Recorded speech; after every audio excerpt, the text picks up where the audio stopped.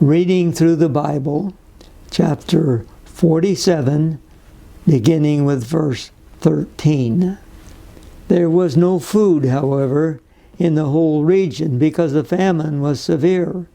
Both Egypt and Canaan wasted away because of the famine.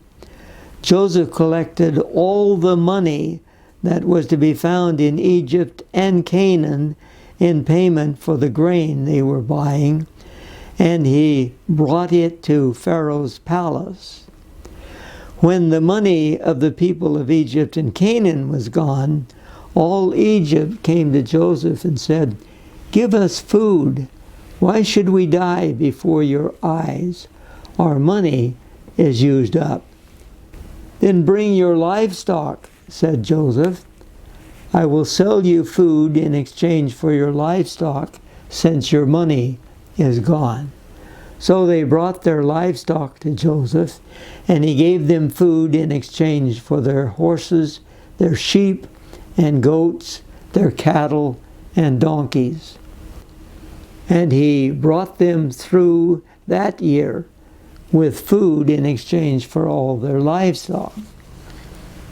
When that year was over, they came to him the following year and said, "We cannot hide from our Lord the fact that since our money is gone and our livestock belongs to you, and there is nothing left for our Lord except our bodies and our land, why should we perish before your eyes, we and our land as well?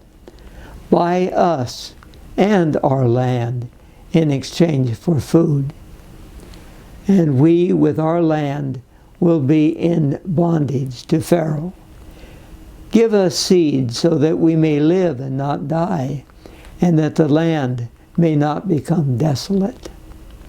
So Joseph bought all the land in Egypt for Pharaoh. The Egyptians, one and all, sold their field because the famine was too severe for them. The land became Pharaoh's, and Joseph reduced the people to servitude from one end of Egypt to the other. However, he did not buy the land of the priests because they received a regular allotment from Pharaoh and had food enough from the allotment Pharaoh gave them. That is why they did not sell their land. Joseph said to the people, "Now that I have bought you and your land today for Pharaoh, here is seed for you so you can plant the ground. But when the crop comes in, give a fifth of it to Pharaoh. The other 4/5 you may keep as seed for the fields and as food for yourselves and your households and your children." "You have saved our lives," they said. "May we find favor in the eyes of our Lord. We will be in bondage to Pharaoh." So Joseph established it as a law concerning land in Egypt, still in force today, that a fifth of the produce belongs to Pharaoh. It was only the land of the priests that did not become Pharaoh's. Now the Israelites settled in Egypt in the region of Goshen. They acquired property there and were fruitful and increased greatly in number.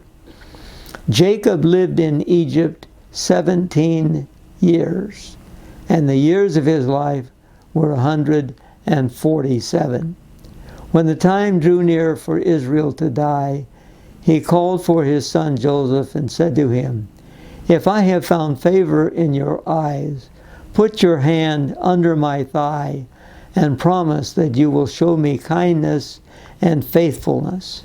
Do not bury me in Egypt, but when I rest with my fathers, carry me out of Egypt and bury me where they are buried." "I will do as you say," he said. "Swear to me," he said. Then Joseph swore to him, and Israel worshipped as he leaned on the top of his staff. We have here an account of Joseph actually buying all of the people they're no longer free themselves, but they've sold themselves to Pharaoh. The only people that are not sold to Pharaoh is the priests. They have special treatment from the Egyptians.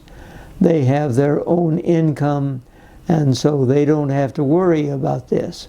But everybody else becomes a slave to Pharaoh.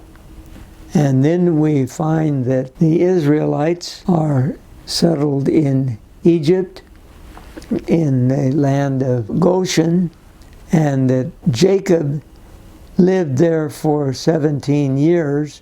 And you notice that there is a oath that Joseph takes in verse 29.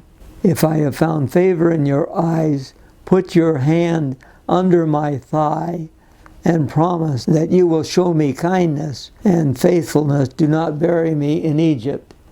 This is the oath that the servant of Abraham swore when he went to get a wife for Isaac. The same sort of oath.